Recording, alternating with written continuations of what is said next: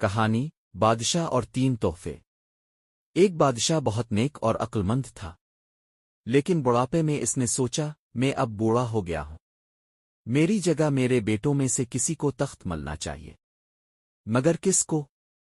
اس کے 3 بیٹے تھے، بڑا بہادر، دوسرا عقل مند اور تیسرا نرم دل۔ بادشاہ نے تینوں کو بلا کر کہا، میں تمہیں ایک ایک تھیلی دیتا ہوں، اس میں بیج ہیں، انہیں لے جاؤ، 3 مہینے بعد واپس آؤ اور مجھے دکھاؤ کہ تم نے ان بیجوں کا کیا کیا۔ جس نے ان بیجوں سے بہترین کام کیا وہی اگلا بادشاہ بنے گا۔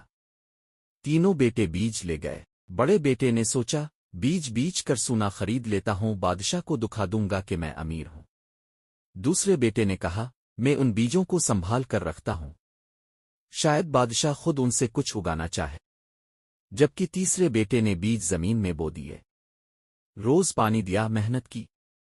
3 مہینے بعد تینوں واپس آئے۔ بادشاہ نے پوچھا میرے بیج کہاں ہیں؟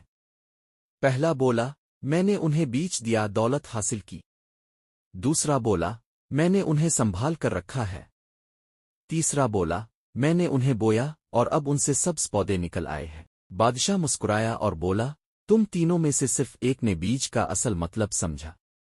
بیج بڑھانے کے لیے دیے جاتے ہیں، چھپانے یا بیچنے کے لیے نہیں۔ اسی لیے تخت تمہارا ہے میرے بیٹے۔ اور اس نے نرم دل محنتی بیٹے کو بادشاہ بنا دیا۔ مورل امانت، موقع اصلاحیت جسے دیا جائے اسے بڑھانا چاہیے، ضائع نہیں۔ جو نیت سے محنت کرتا ہے آخرکار اسی کو عزت ملتی ہے۔